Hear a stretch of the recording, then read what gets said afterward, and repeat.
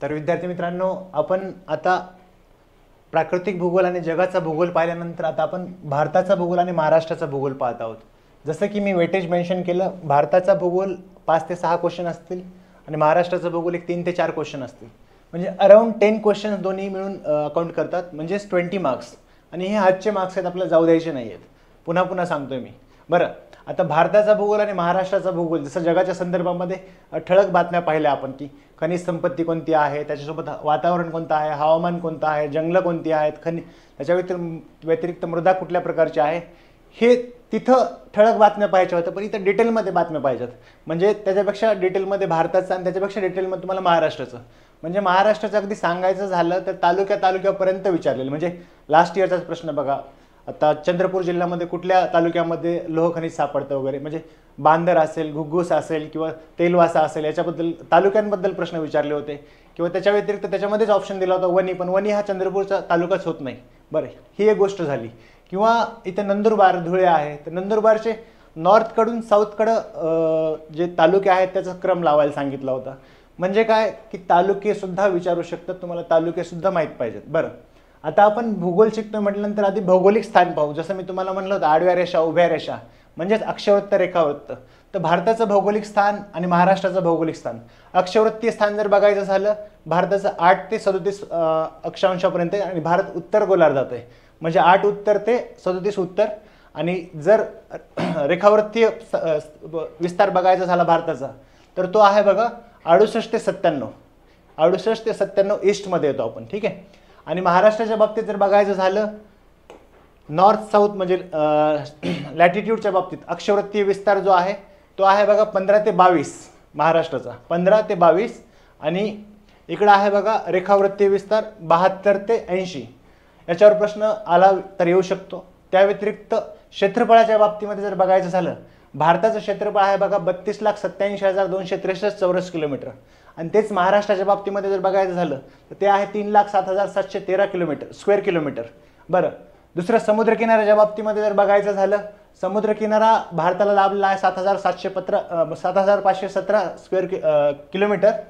परंतु आता नवीन साधनांमुळे, नवीन तंत्रज्ञानामुळे परत आपले जो समुद्रकिनारा लाभलेला आहे तो मोजण्यात आला आणि तो जास्त भरलेला आहे. म्हणजे भारतासाठी ही एक महत्त्वाची बातमी आहे. आणि प्रश्न फ्रेम होऊ शकतो जर झाला तर 1-2 वर्षामध्ये MPSC UPSCमध्ये.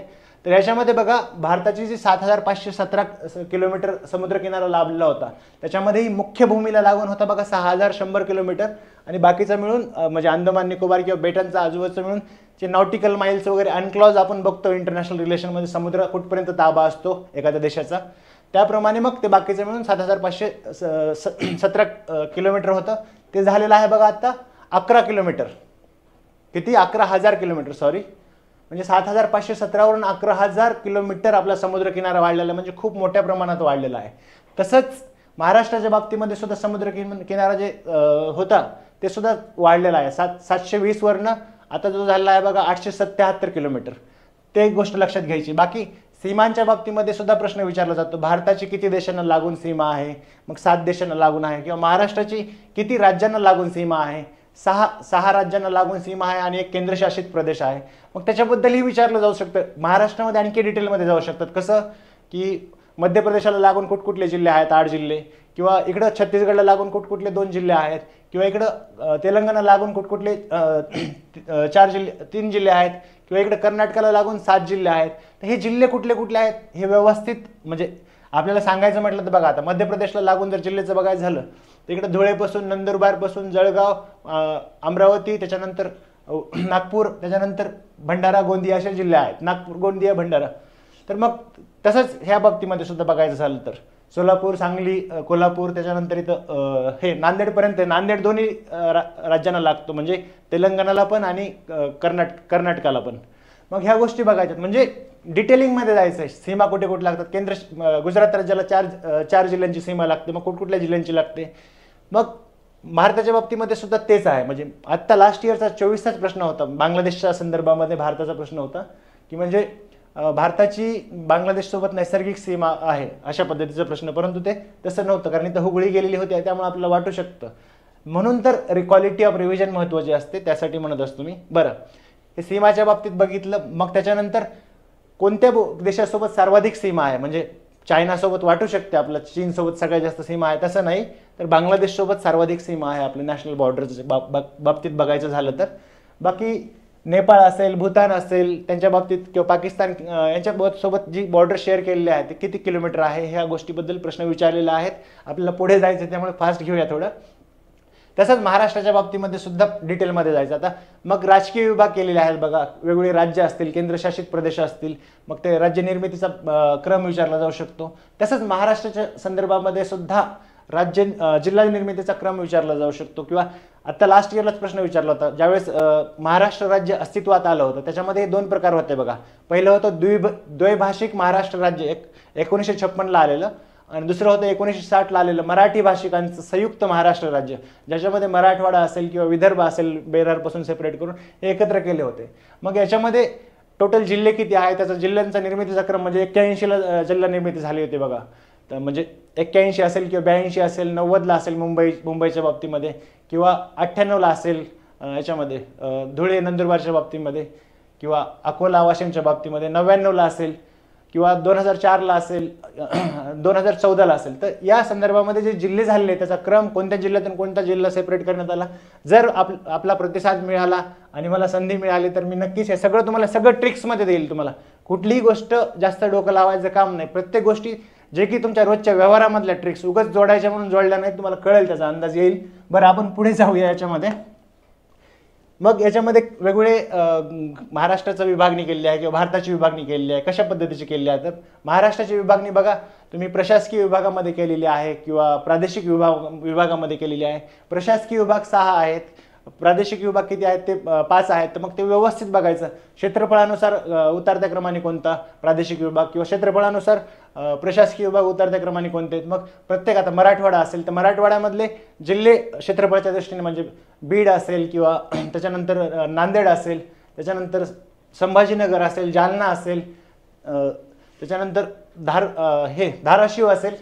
तर ह्या जिल्ह्यांची उतरत्या क्रमाने बघायचं. म्हणजे तसंच आता नाशिकच्या ह्याच्यामध्ये बघायचं झालं तर त्याच्यामध्ये बघा म्हणजे अमरावती जो विभाग आहे त्याच्यामध्ये अमरावती असेल, नाशिक असेल, त्याच्यानंतर जळगाव असेल, आणि त्याच्यानंतर धुळे आणि नंदुरबार, म्हणजे उतरत्या क्रमाने आपल्याला बघायचं आहे. तर अशा पद्धतीचं बारकावे विचारले जाऊ शकतात, जिल्ह्यावाईज विचारलं जाऊ शकतं, प्रादेशिक क्षेत्रावाईज विचारलं जाऊ शकतं, किंवा कुठल्या प्रशासकीय विभागामध्ये सर्वाधिक जिल्हे आहेत किंवा कुठल्या प्रशासकीय विभागामध्ये सर्वाधिक तालुके आहेत याच्या संदर्भातही विचारलं जाऊ शकतं. किंवा सर्वात म्हणजे मोठे जिल्हे कुठले आहेत, म्हणजे अहिल्यानगर असेल बघा, पुणे असेल बघा, त्याच्यानंतर नाशिक असेल, हे सर्वात मोठे जिल्हे आहेत. किंवा त्याच्यानंतर सोलापूर असेल, गडचिरोली असेल, तर हे अशा पद्धतीचे प्रश्न विचारले जाऊ शकतात. किंवा सर्वात छोटे जिल्हे मुंबई शहर असेल, मुंबई उपनगर असेल, त्याच्यानंतर भंडारा असेल, त्याच्यानंतर आपलं हिंगोली असेल, अशा पद्धतीचे प्रश्न विचारले जाऊ शकतात. तसंच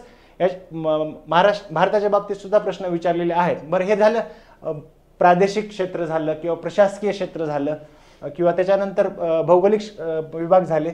मग त्यानंतर वेगवेगळे जे भूरूप आहेत ते भूरूप अभ्यासाचे असतात. आता भारताच्या संदर्भात जर बघायचं झालं तर कुठले भूरूप आहेत आपण पाहतो. माउंटेन म्हणजेच पर्वत आहेत, हिमालय आहे, इथं अरवली आहे, त्याच्यानंतर इथं विंध्य आहे, सातपुडा आहे, त्याच्यानंतर परत त्याच्यानंतर इकडे आपला गारो खासी जैतिया किंवा इकडे पतकोईबूम वगैरे किंवा इकडे हिमालय आहे. त्याच्यामध्ये हिमालयामध्ये सुद्धा बघा ट्रान्स हिमालयामध्ये इथे कुठले काराकोरम आहे, लडाख आहे, झास्कर आहे, त्याच्यानंतर पीर पंजाला आहे, बनिहाल आहे इथं. मग ग्रेटर हिमालय, लेसर हिमालय, शिवालिक हिमालय, यांचा स्प्रेड कुठून कुठं आहे, त्यांचं विभाजनी कशी आहे, म्हणजे काश्मीर पंजाब हिमालय एक आहे किंवा नेपाळ कुमाऊ हिमालय, अशा पद्धतीचं विभाजन जे आहे ते कुठून कुठपर्यंत आहे, सर्वात मोठा कुठला, सर्वात छोटा कुठला, ह्या गोष्टी व्यवस्थित बघून घ्यायच्या आहेत आपल्याला.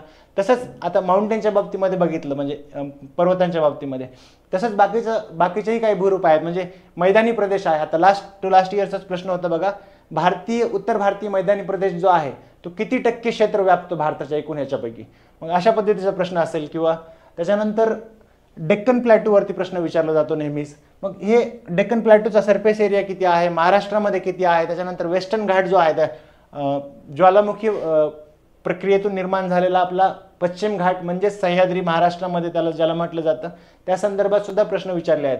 बरं, मग पर्वत झालं, मैदानी प्रदेश झालं, नंतर बेटांवर पुन्हा पुन्हा प्रश्न विचारला आहे बघा. व्हीलर बेट असेल किंवा श्रीहरिकोटा बेट असेल, वेलिंग्टन बेट असेल, हे कुठे आहेत, किंवा पंबन बेट असेल, याच्या संदर्भात प्रश्न विचारलेले आहेत. त्यामुळे त्याच्या संदर्भातही आपल्याला डिटेल करून जावं लागेल. बरं, त्याच्या पुढचं आहे किनारी मैदान. आता किनारी मैदानावर पुन्हा पुन्हा प्रश्न, म्हणजे किनारी मैदानाच्या बाबतीमध्ये वॉटर ट्रान्सपोर्टसाठी म्हणजे जलवाहतुकीसाठी उपयोगी असतात. त्या व्यतिरिक्त तिथे घेतली जाणारी पिकं किंवा फळं जे असतील म्हणजे त्याच्या संदर्भात प्रश्न विचारलेले आहेत. म्हणजे महाराष्ट्राच्या संदर्भातही घाटमाथ्यावर कुठल्या पद्धतीची पिकं किंवा कुठल्या पद्धतीची माती असते, किंवा उत्तर कोकणामध्ये जी तांबडी माती असते, खाली दक्षिण कोकणामध्ये जांभी माती असते, त्याच्यामध्ये पुन्हा प्रकार आहेत बघा. जांभट, पुन्हा म्हणजे तांबूस तपकिरी असेल, पुन्हा काळी असेल, गडद काळी असेल, हे जे विभाग आहेत म्हणजे हवामानशास्त्रानुसार महाराष्ट्राच्या क्षेत्रफळाचं विभाजन करण्यात आलेलं आहे. त्याच्यामध्ये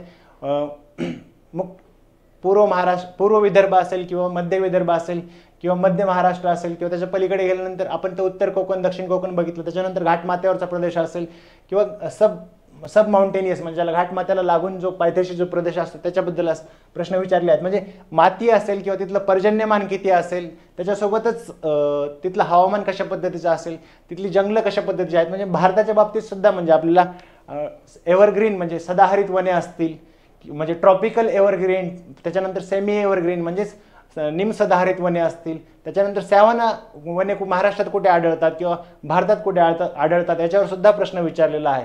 खनिज संपत्तीवर पुन्हा पुन्हा प्रश्न विचारलेले आहेत बघा.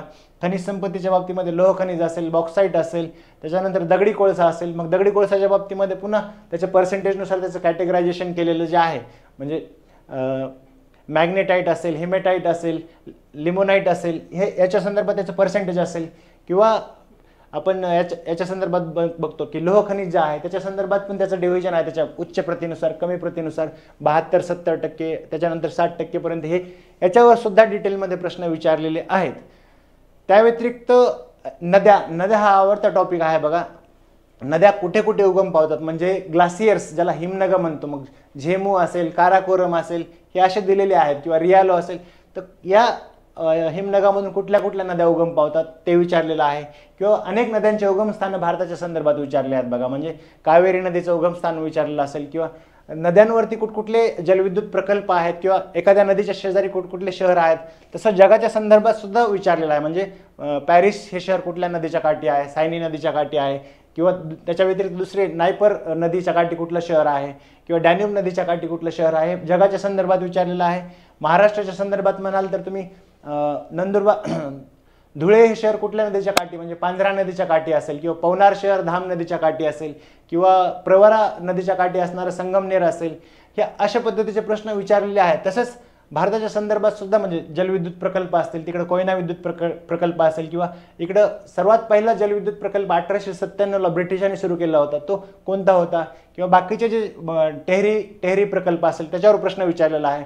कुठल्या नदीवर आहे, किंवा भाकरानांगल असेल, हिराकूड असेल, कुठल्या नदीवर आहे आणि कधी स्थापन झालेला आहे, ह्या गोष्टी आपण डिटेलमध्ये करणं गरजेचं आहे. किंवा नदीजोड प्रकल्प याच्यावर सुद्धा प्रश्न विचारला जाऊ शकतो.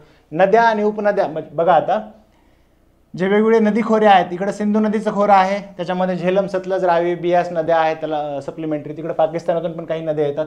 इकडे म्हणाल तर इकडं यमुना आणि गंगेचं खोरं आहे, आणि इकडून ब्रह्मपुत्रा येते. हे दोन्ही मानस सरोवरापासून ओरिजिनेट होतात.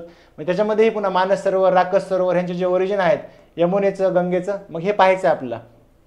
तर याच्यावर सुद्धा प्रश्न विचारले आहेत. म्हणजे नद्या, त्यांच्या उपनद्या, यमुनेच्या उपनद्या दक्षिणेकडून म्हणजे उजव्या बाजूने मिळणाऱ्या कुठल्या आहेत, डाव्या बाजूने गंगेला मिळणाऱ्या नद्या कुठल्या आहेत, याच्याबद्दल प्रश्न विचारले. म्हणजे बघा, अगदी बघायचं झालं तर यमुनेच्या ज्या नद्या आहेत, बानस असेल, चंबळ असेल, पर्वती असेल, काली सिंध असेल, केन असेल, या संदर्भात प्रश्न विचारला आहे. किंवा इकडे वर गंगेला डाव्या बाजूने येऊन किंवा उत्तरेकडनं येऊन मिळणाऱ्या उपनद्या कुठल्या असतील त्याच्याबद्दल प्रश्न विचारला आहे. म्हणजे सरजू असेल, राप्ती असेल, किंवा त्याच्यानंतर गंडक असेल, कोसी असेल, तिस्ता असेल, किंवा इकडं पुन्हा ब्रह्मपुत्रेला मिळणाऱ्या नद्या काय आहेत बघा, दिबांग, दिहांग, लोहित वगैरे या नद्या, या संदर्भात प्रश्न विचारलेले आहेत. किंवा इकडं मरुस्थळी जे आहे, किंवा शेखावटी एरिया आहे, किंवा इकडं बिहाड वगैरे काही जिओग्राफिकल फीचर्स बनलेले आहेत बघा भारताच्या संदर्भात पण, तसं महाराष्ट्राच्या संदर्भात पण, म्हणजे भौगोलिक वैशिष्ट्य त्याच्याबद्दल प्रश्न विचारलेले आहेत. त्यानंतर इकडे ह्या साबरमती नदी आहे, लुनी नदी आहे, याच्यावरती प्रश्न विचारलेले आहेत. मग महाराष्ट्राच्या संदर्भात सुद्धा नद्यांच्या बाबतीमध्ये म्हणजे कुठलं गोदावरी खोरं असेल किंवा भीमा कृष्णा खोरं असेल या संदर्भात प्रश्न विचारले आहेत. गोदावरीच्या उपनद्या, गोदावरीला उपखोरे आहेत बघा, म्हणजे कुठले वर्धा पैनगंगा खोरं आहे, वर्धा वैनगंगा खोरं आहे, जे की गोदावरीला मिळतात. मग हे याच्या संदर्भात डिटेलमध्ये जायचं आहे आपल्याला. खनिज संपत्तीच्या बाबतीमध्ये भारताच्या बाबतीत ही, महाराष्ट्राच्या बाबतीत ही डिटेलमध्ये जायची. प्रश्न असा विचारला होता बघा, 88 रेखांश जे आहे आपलं 88 ईस्ट, तिथून ईस्टला तुमच्या सगळ्यात जास्तीत जास्त खनिज संपत्ती सापडते वगैरे अशा पद्धतीचं. का सापडते त्याचं साधं उदाहरण आहे की इथून लावाचा ज्वालामुखीचा उद्रेक झाला होता, याच्यातून वेस्टर्न घाट म्हणजे सह्याद्री किंवा पश्चिम घाट निर्माण झाला. आणि हा जो एरिया आहे फक्त महाराष्ट्रच नाही, वर छत्तीसगड असेल, इकडे झारखंड असेल, इकडे मध्य प्रदेश असेल, इवन गारो खासी जैतियापर्यंत स्प्रेड आहे याचा. म्हणजे अशा पद्धतीने आपल्याला बघावं लागेल ह्या गोष्टी. बरं, आता नद्या झालं, भूरूप झालं, त्या व्यतिरिक्त सर्वात आवडता टॉपिक जर कुठला असेल म्हणजे MPSCचा तर तो आहे बघा population and settlements. Population and settlements.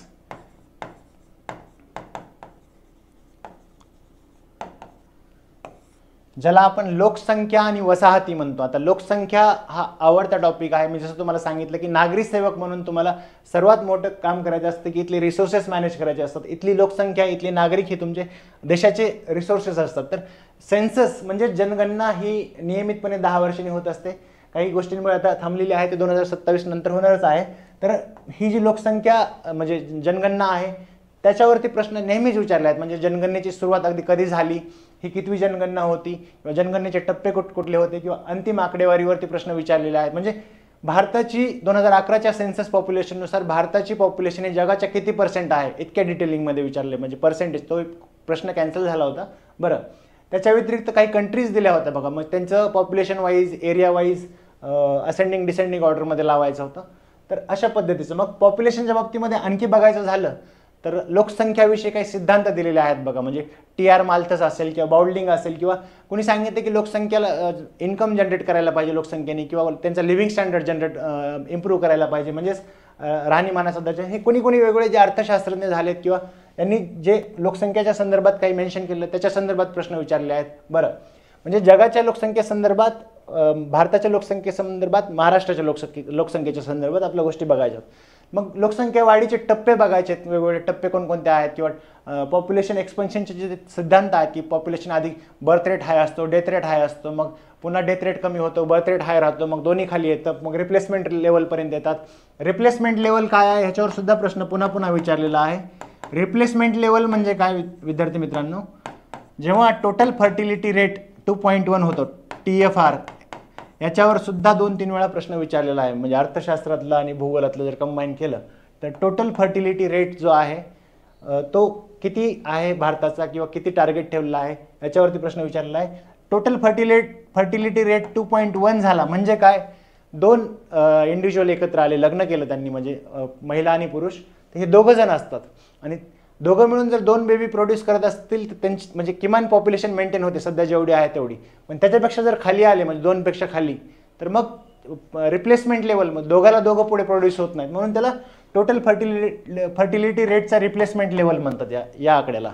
याच्यावरती प्रश्न विचारलेला आहे, किंवा टोटल फर्टिलिटी रेटवरती विचारलेला आहे, किंवा नॅशनल पॉप्युलेशन पॉलिसी NPP, मग ती 1976ची असेल बघा किंवा 2000ची असेल. मग त्याच्यामध्ये कुठली उद्दिष्ट ठेवण्यात आलेली होती. मग हम दो हमारे दो हे घोषवाक्य कोणत्या पॉप्युलेशन पॉलिसी लोकसंख्या धोरणामध्ये आलेलं होतं, किंवा जे लग्नाचं वय आहे 18 मुलींसाठी 21 मुलांसाठी हे कुठल्या लोकसंख्या धोरणामध्ये आलं होतं, या संदर्भात प्रश्न विचारलेले आहेत. त्याच्यापुढे लोकसंख्येच्या बाबतीत जर बोलायचं झालं तर बर्थ रेट असेल, किंवा मदर मॉर्टॅलिटी रेट असेल, किंवा इन्फेक्शियस कंट्रोल म्हणजे संसर्गजन्य रोग जे आहेत ना, इन्फेक्शियस डिसीजेस, त्यांना कमी करण्याचं उद्दिष्ट असेल. अशा पद्धतीचे उद्दिष्ट ठेवलेले आहेत.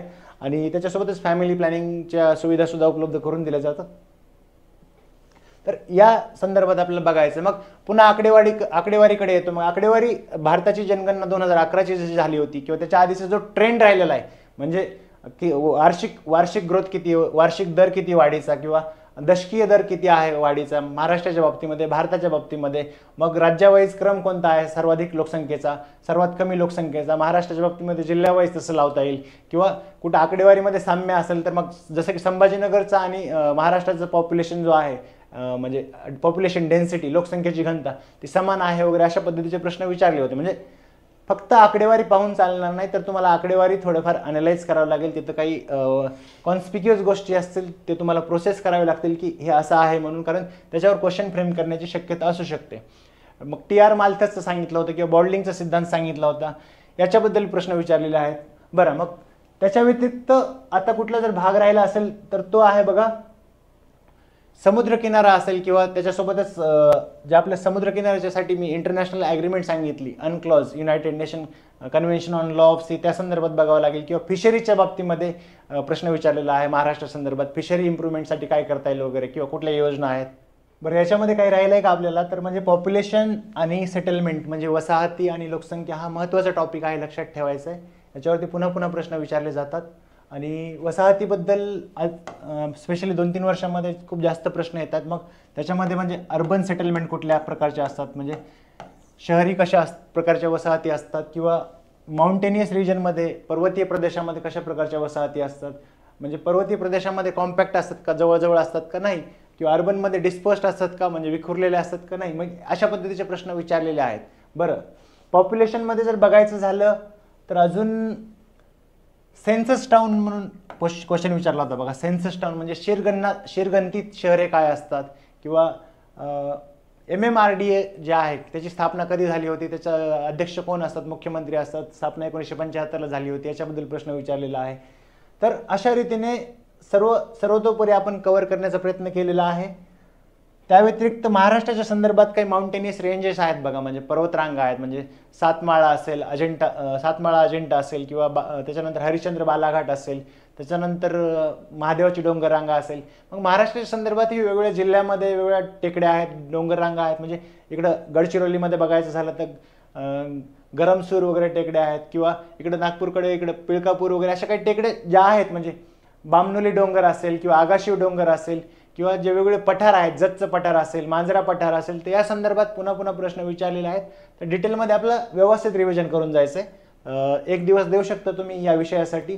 जसं मी तुम्हाला सांगितलं की जगाचा भूगोल, प्राकृतिक भूगोल, भारत आणि महाराष्ट्र या पद्धतीने तुम्ही जर रिवाईज केलं व्यवस्थित सिस्टमॅटिकली तर मॅक्झिमम मार्क्स घेऊ शकता याच्यामध्ये. ठीक आहे, अशा पद्धतीने आपण भूगोलाचं लेक्चर जे आहे ते कन्क्लूड करत आहोत. धन्यवाद. याच्यानंतर आपण उद्या राज्यशास्त्राचं लेक्चर कंडक्ट करणार आहोत.